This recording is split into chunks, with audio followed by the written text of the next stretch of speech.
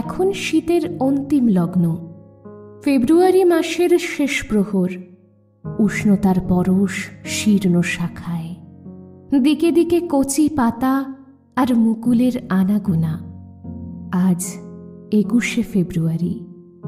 ঢাকা শহরে সকলের সাথে সারমেয়, বায়স ও শান্তির দূত পায়রা অংশ নিয়েছিল 144 ধারায়।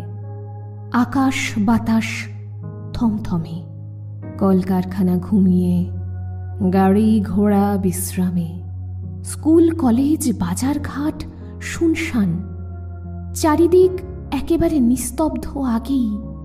কিন্তু বাংলা মায়ের দামাল ছেলেরা মেনে নিতে পারেনি পাকিস্তানি ঘৃণ্য চক্রান্ত। মাতৃভাষা হারানোর হাড় হিম করা আতঙ্কে তাদের রক্ত টগবগ করে ফুটছে, শিরায় শিরায় ছুটছে মাতৃভাষা বাংলা রক্ষার উন্মাদনার স্রোত। ভয়কে জয় করে তারা বেরিয়ে পড়েছিল রাজধানীর পথে, অন্যায়ের প্রতিবাদ আর মৌলিক দাবিতে। রৌদ্রোজ্জ্বল দিনে নিমেষে নেমে এলো হানাদারের বর্বরচিত তাণ্ডব।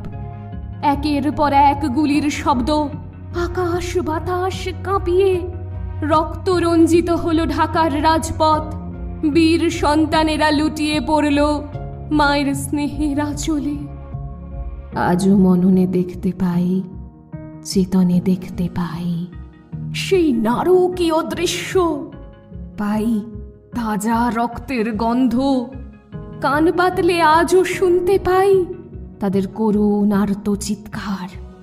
ছিন্ন ভিন্ন দেহে মরণ যন্ত্রণা উপেক্ষা করে শেষ নিঃশ্বাস পর্যন্ত বলে চলছে, বাংলা আমার মায়ের ভাষা, রাষ্ট্রভাষা বাংলা চাই, বাংলা চাই, বাংলা চাই।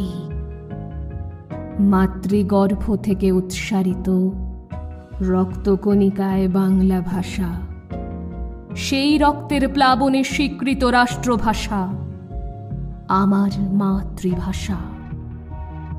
তরুণ রক্তস্রোত দেশের গণ্ডি পেরিয়ে বিশ্বসভায় স্বীকৃত বাংলা ভাষা আন্তর্জাতিক মাতৃভাষা দিবস হিসেবে বাঙালির গর্বের ফেব্রুয়ারি।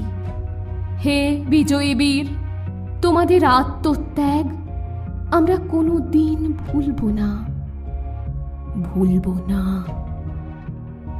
ভুলব না।